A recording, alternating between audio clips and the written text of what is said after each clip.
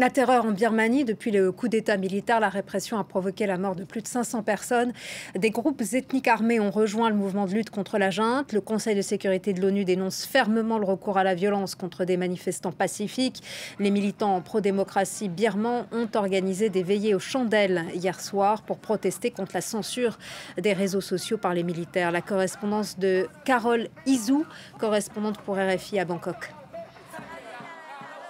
De moins en moins d'informations nous parviennent. Le pays est plongé dans le noir et cette coupure des liaisons Internet qui concerne aussi non seulement les data mobiles, mais maintenant aussi les connexions Wi-Fi. Alors c'est un problème bien sûr pour le reste du monde, pour savoir ce qui se passe aujourd'hui dans les rues de Birmanie, mais c'est surtout un problème pour les manifestants sur place qui se voient ainsi privés d'un moyen de se connecter les uns aux autres, de se rassembler, d'organiser la résistance.